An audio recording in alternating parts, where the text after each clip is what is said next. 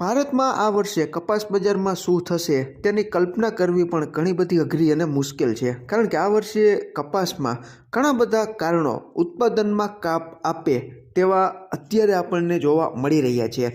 એક તો વાવેતર વિસ્તારમાં કાપ હતો, બીજું ગુજરાતમાં કમોસમી માવઠું થયું, પંજાબમાં અતિભારે વરસાદ પડ્યો, કપાસની આવકોમાં પણ દિન પ્રતિદિન અત્યારે ઘટાડો જોવા મળી રહ્યો છે।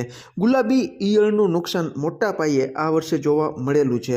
કપાસિયાના ઊંચા ભાવ ચાલી રહ્યા છે, જેને પરિણામે કપાસિયા ખોળના વાયદા અને હાજર બજાર પણ ઊંચી ચાલી રહી છે અને વૈશ્વિક લેવલે વર્ષ 2026માં બાયોડીઝલના વપરાશમાં મોટો વધારો જોવા મળવાની શક્યતા છે।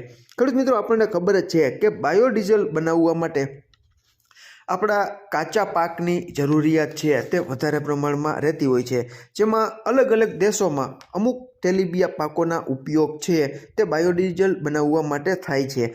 સોયાબીન તો કે અમેરિકા અને બ્રાઝિલ જેવા દેશો છે તે સોયાબીન તેલનો ઉપયોગ કરે છે। રાયડો યુરોપિયન દેશોમાં બાયોડીઝલમાં રાયડો છે, રાયડાનું તેલ છે તે વપરાય છે। પામ ઓઇલ ઇન્ડોનેશિયા, મલેશિયા જેવા દેશોમાં પામ ઓઇલનો ઉપયોગ બાયોડીઝલ બનાવવા માટે થાય છે। મોટાભાગના તેલીબિયા વર્ગના પાકો જ બાયોડીઝલ બનાવવામાં વપરાય છે અને વર્ષ 2026માં વૈશ્વિક લેવલ ઉપર બાયોડીઝલના વપરાશમાં મોટો વધારો જોવા મળશે તેવી શક્યતાઓ છે તે આપણને જાણવા મળી રહી છે। આ બધા જ કારણોને કારણે આવનારા સમયમાં કપાસ બજાર ભારતમાં કેવા વળાંક લે છે તે આપણે જોવાનું છે। આપણે જોઈએ છીએ કે પશ્ચિમી આફ્રિકાના દેશોમાં પણ રૂના ઉત્પાદનમાં ઘટાડો આવશે તેવી શક્યતાઓ અત્યારે આપણને જાણવા મળી રહી છે। તુર્કીમાં પણ ઉત્પાદન ઘટશે તેવી ચર્ચાઓ ચાલી રહી છે।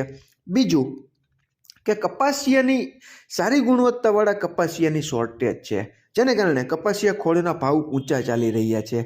આ બધા જ કારણો કપાસ બજારમાં કેવી ભૂમિકા આવનારા સમયમાં ભજવે છે તે આપણે જોવાનું રહે છે।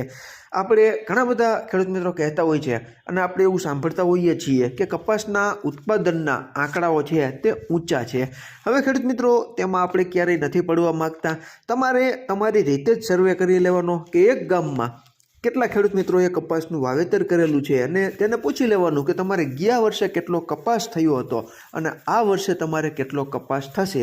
તેમાંથી જ તમને આંકડા મળી જાય। તે જ પ્રમાણે બધે એ જ પરિસ્થિતિ છે, કારણ કે ગુજરાતમાં કમોસમી વરસાદ મોટાભાગના વિસ્તારોમાં પડ્યો એટલે સરખી જ નુકસાની છે તે વધતે ઓછે અંશે થોડા ઘણા ફેરફાર સાથે જોવા મળે, બાકી લાંબો ફેર ન પડે।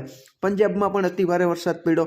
ગુલાબી ઈયળનું નુકસાન છે તે કપાસનું ગણિત છે તે સાવ અલગ જ કરી નાખશે તેવી શક્યતાઓ પણ અત્યારે ભારતમાં જોવા મળી રહી છે, કારણ કે અત્યારે આ જે ટોપ આવકના મહિનાઓ છે તેમાં પણ કપાસની આવકોમાં ઘણો બધો ઘટાડો ગુજરાતના ઘણા ખરા વિસ્તારોમાં જોવા મળી રહ્યો છે।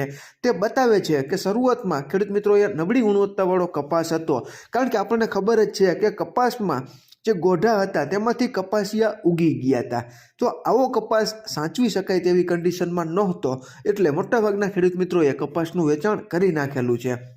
અને એક પછી એક ડોમેસ્ટિક લોકલ કારણો અને વૈશ્વિક કારણો કપાસ બજારમાં કંઈક ને કંઈક અલગ સ્વરૂપે જ આવી રહ્યા છે। આની સીધી કે આડકતરી અસરો આવનારા સમયમાં કેવી થશે અને ખાસ કરીને જાન્યુઆરી મહિનામાં ભારતમાં આયાત ડ્યુટી તેના પ્રત્યે કેવા નિર્ણયો લેવાય છે તે પણ આવનારી સમયની કપાસ બજારની ભૂમિકા બાંધશે। અત્યારે કંઈ કહેવું ઘણું બધું મુશ્કેલ છે, પરંતુ જાન્યુઆરીમાં આપણને ખબર પડી જશે કે 11% આયાત ડ્યુટી લાગે છે કે નથી લાગતી।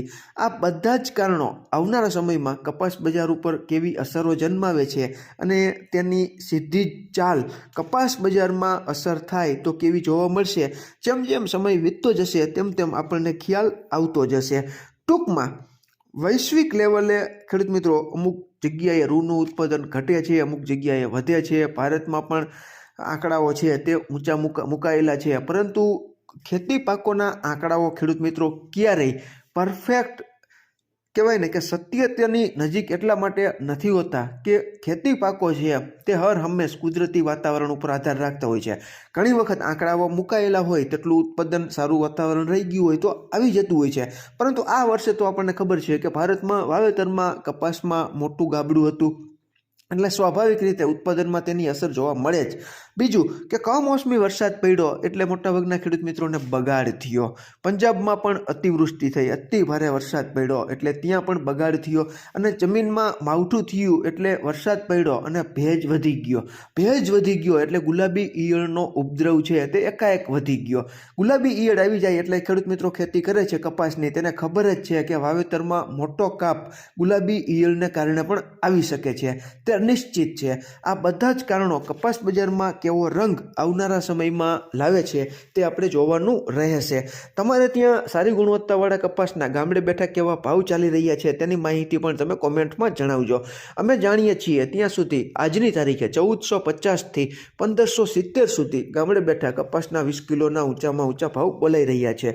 ખેડૂત મિત્રો, આમાં ક્યાંય ભૂલ હોય અને તમારી પાસે નવી અપડેટ હોય તો ચોક્કસ તમે કોમેન્ટમાં જણાવજો. અમે ક્યારેય કોઈ પણ જણસીની લેવડ દેવડ અંગેની સલાહ કે સંગ્રહખોરીની સલાહ નથી આપતા. તમારા ખુદના ભરોસે આર્થિક જોખમ સહન કરવાની શક્તિને ધ્યાનમાં રાખીને તમારે તમારો કપાસ રાખવો કે વેચી નાખવો તેનો યોગ્ય નિર્ણય સંપૂર્ણ તમારા ભરોસે લઈ શકો છો. આભાર.